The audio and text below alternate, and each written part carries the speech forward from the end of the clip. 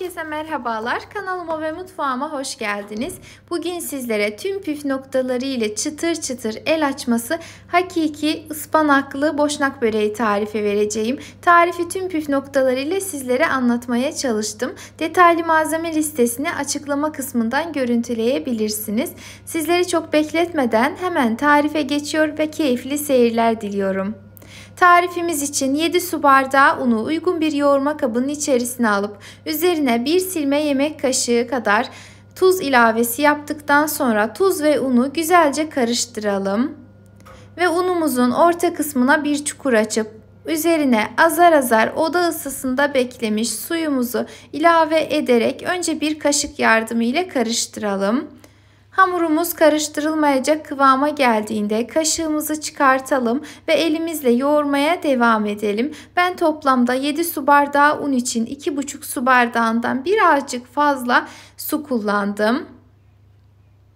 Hamuru yeterince toparladıktan sonra tezgaha birazcık un serpiştirelim ve hamuru tezgaha alıp elimizle yoğurmaya devam edelim. En az 6-7 dakika boyunca yoğurmanızı tavsiye ederim ki hamurunuzun kıvamı tamamen ipeksi bir kıvam alsın. Eğer makineniz varsa o şekilde de yoğurabilirsiniz ama uzun süre yoğrulması gerçekten el açması börekler için çok önemli püf noktalardan bir tanesidir. Bu arada kullanmış olduğum un markasını açıklama kısmında belirteceğim. Eğer ilk defa yapıyorsanız kolay açılan baklavalık böreklik un kullanabilirsiniz.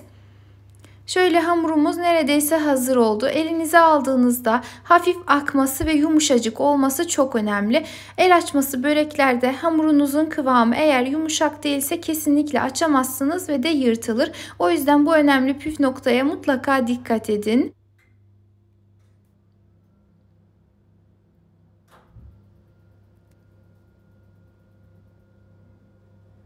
Ve yumuşacık, hafif ele yapışan bir hamur elde ettik. Şimdi elde ettiğimiz hamuru bir hamur kartı yardımıyla olabildiğince eşit boyutlarda parçalar haline getirelim. Hamurumuz çok yumuşak ve yapışkan olduğu için hamur kartınıza yapışabilir. Ara sıra hamur kartınızı unlayarak yapışmasını önleyebilirsiniz.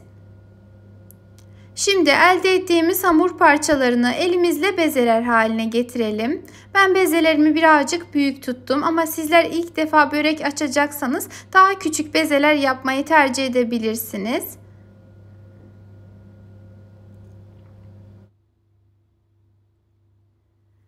Ve hamurun tamamını beze haline getirip toplamda 9 adet beze elde ettim. Şimdi üzerlerini temiz bir bezle veya poşetle güzelce kapatıp hamurumuzu bir kenara alalım. Ve ilk yapmış olduğumuz bezeden başlayarak merdane yardımıyla tatlı tabandan birazcık büyük olacak şekilde açalım. Eğer hamurunuz yapışmıyorsa un kullanmayabilirsiniz. Benim hamurum çok yapışkan olduğu için un kullanmak zorunda kaldım. Ve isterseniz eğer hamuru elinizle de genişletebilirsiniz ama üzerinin daha düzgün olması, daha sonrasında açması daha kolay olması için merdane kullanmanızı tavsiye ederim. Hamurumuzun tamamını açtıktan sonra yağımızı hazırlayalım. 3 dolu yemek kaşığı eritilmiş tereyağının içerisine 1 çay bardağı sıvı yağ ilave edelim. Kullanacağımız yağ mutlaka oda sıcaklığında olmalı. Kesinlikle sıcak veya soğuk yağ kullanmıyoruz. Şimdi hazır olan yağı bir kenara alalım. Derince bir borcam veya tepsi alıp içerisine 1-2 yemek kaşığı yağ ile yağlayalım. Ve hamurlardan bir tanesini içerisine alıp üzerine tekrardan yağ gezdirelim.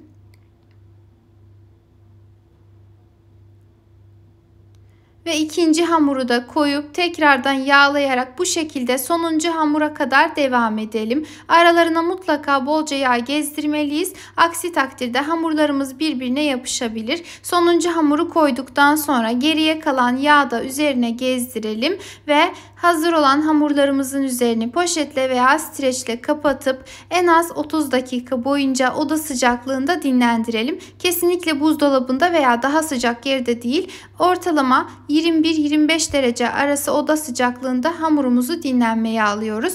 Hamurumuz dinlenirken biz ise iç harcımızı hazırlayalım. Bunun için 1 kilogram kadar yıkayıp sirkeli suda bekletip doğramış olduğumuz ıspanağın üzerine 2 adet kuru soğanı ilave edelim. Kuru soğanlarımızı da çok ince olacak şekilde doğrayalım. Eğer kuru soğan kullanmak istemezseniz 1 demet kadar yeşil soğan ilavesi yapabilirsiniz. Soğanımızın da çabuk ölmesi için üzerine birazcık tuz ilave edelim. Eğer kullanacağınız peynirler tuzlu ise tuz kullanmayıp peynirle birlikte ovuşturabilirsiniz. Tuz ilave ettikten sonra ıspanağımızın ölmesi için bir güzel karıştıralım. Yani elimizle ovuşturalım. Orijinalinde de, yani orijinal ıspanaklı boşnak böreğinde de bu şekilde ıspanaklar çiğden kullanılır. Eğer isterseniz pişirip o şekilde kullanabilirsiniz. Ama bana göre gerçekten bu şekilde çok daha bereketli ve de lezzetli. Mutlaka eğer denemediyseniz bu şekilde denemenizi tavsiye ediyorum. Şimdi hazır olan ıspanaklarımızın üzerine bir büyük kase, ortalama 1 su bardağından birazcık fazla yağlı lor peyniri ve 2 kalıp kadar da beyaz peynir ilavesi yapıyorum. İç harcımız yağsız olduğu için 1-2 yemek kaşığı kadar da tereyağı ilavesi yaptım. Dilerseniz daha fazla yağ kullanabilirsiniz ama ben gerek duymadım. Ve malzemelerimizin tamamını bir araya getirdikten sonra iç harcımızı güzelce karıştıralım. İsteğe bağlı bu aşamada birazcık da pul biber ekleyebilirsiniz. Tamamen damak zevkinize göre uyarlamanızı tavsiye ederim. Ve artık iç harcımız hazır oldu. Onu bir kenara alalım. Bu arada hamurumuz da artık yeteri kadar dinlenmiş. Hamurun kenarından 1-2 yemek kaşığı kadar yağ tezgahımızın üzerine alıp hamurlardan bir tanesini tezgaha alıp elimizle genişletelim. Biraz genişlettikten sonra elimizi hamurun altına alıp havalandırarak açmaya çalışalım. Hamura ne kadar nazik davranırsanız bir o kadar da kolaylıkla açılacaktır. Bunu özellikle söylemek istiyorum. Çünkü daha önceki börek tarifi videomda bir arkadaş altına şöyle bir yorum yazmış. Siz asılarak hamuru kolaylıkla açıyorsunuz. Ben asıldım, hamur yırtıldı. Çünkü yanlış yapmışsınız. Ben hamura asılmıyorum bu aşamada. Olabildiğince nazik davranarak açmaya çalışıyorum. Hatta gördüğünüz gibi elimi değil, sadece parmak uçlarımı kullanıyorum. Sizler de bu şekilde yaparsanız hamurunuz kolaylıkla açılacaktır. Ve en özellikle dikkat etmeniz gereken şey tırnaklarınızı kesinlikle hamura geçirmemeniz. Eğer bir kere yırtıldıysa onun devamı gelecektir. O yüzden olabildiğince nazik davranmanızı tavsiye ediyorum.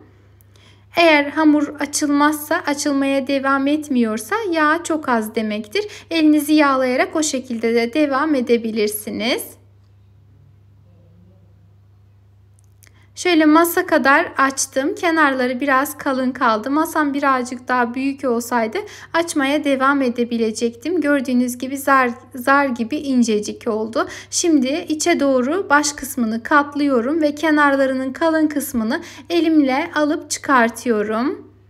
Bu kısımlarını çıkartmazsanız eğer böreğinizin içerisinde birazcık kalınlık kalabilir. Eğer isterseniz çıkartmayabilirsiniz ama daha güzel bir börek için mutlaka çıkarmanızı tavsiye ederim. Kenarlarından topladığım hamuru şöyle top haline getirip daha sonra merdaneyle veya elimizle açıp tavada pişirirsek güzel bir katmer olacak. Aklınızda bulunsun. Şimdi hamurun katladığımız kısmına iç harcından birkaç yemek kaşığı kadar yerleştirelim. Hamurunuza göre iç harcınızı ayarlamanızı tavsiye ederim.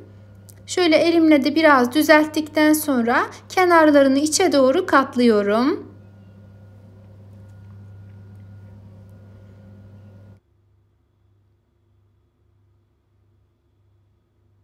Kenarlarını düzgünce katladıktan sonra üst kısmını da içe doğru getirip hamurumuzu yavaşça rulo haline getirelim.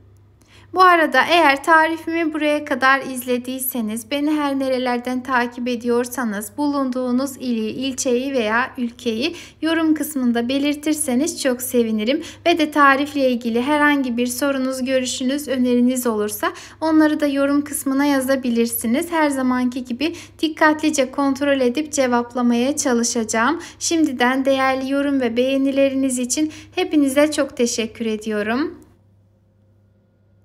Ve rulomuz artık hazır oldu. Geriye kalan hamurumuzun tamamını da aynı şekilde hazırlamaya devam ettim. Ve sona 2 hamur kala sizlere göstermek istedim. Özellikle de hamurları birbirinin üstüne koydum ve yapıştı diyen arkadaşlar için gördüğünüz gibi yeteri kadar yağlarsanız ve de oda ısınız çok fazla yüksek olmazsa kesinlikle hamurlar ne kadar beklerse beklesin birbirine yapışmayacaktır. Ve bu şekilde hazırladım. Şimdi yağlanmış fırın tepsisinin içerisine rulo halinde hamurlarımızı diziyorum. Dilediğiniz şekilde dizerek pişirebilirsiniz. Tamamen size kalmış. Ruloları birbirine yaklaştırarak sıkıştıralım ki hamurumuz yani böreğimiz düzgün görünsün. Bu arada eğer ruloyu yaparken çok düzgün bir görüntü elde edemediyseniz elinizle hangi tarafı kabarıksa çekiştirerek düzeltebilirsiniz.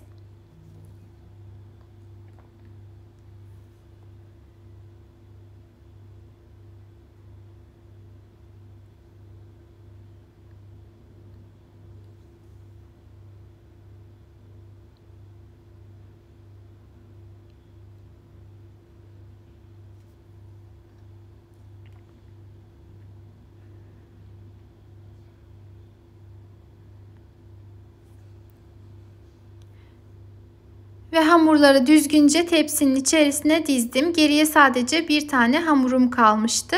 Ve gördüğünüz gibi içerisinde yağdan bayağı bir kalmış. Hamuru açarken çok fazla yağ kullanmadığım için, böreğimin de çok yağsız olmasını istemediğim için üzerine birazcık fırça ile yağ sürdüm. Eğer çok fazla yağ kullanmadıysanız tekrardan üzerine yağ sürmenize hiç gerek yok. Gördüğünüz gibi gerçekten böreğimiz pişmemiş haliyle bile çok güzel. Mayasız hamur olmasına rağmen şöyle kabarcık oluşmaya başlamış bile. Dediğim püf noktalara dikkat ederseniz sizlerin de hamurunuz bu şekilde çok güzel olur. Şimdi hazır olan böreğimizi önceden ısıtılmış 170 derece fırında pişmeye gönderelim.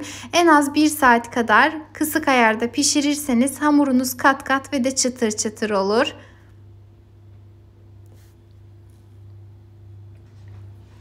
Ve fırından çıkan böreğimiz artık servise hazırdır. Gerçekten muhteşem bir tarif. Yapmasını çok sevdiğim, tabii yemesini de çok sevdiğim börek tariflerinden bir tanesi. Deneyen arkadaşlardan da çok güzel dönüşler aldım. Mutlaka ve mutlaka denemenizi tavsiye ediyorum. Sizler de denedikten sonra deneyecek olanlara fikir olmak amaçlı yorum kısmında İyi, kötü, olumsuz veya olumlu yorumlarınızı belirtmeyi unutmayın. Bir sonraki videolu tariflerimden haberdar olmak için kanalıma ücretsiz bir şekilde abone olarak bildirim zilini tüm olacak şekilde etkinleştirebilirsiniz.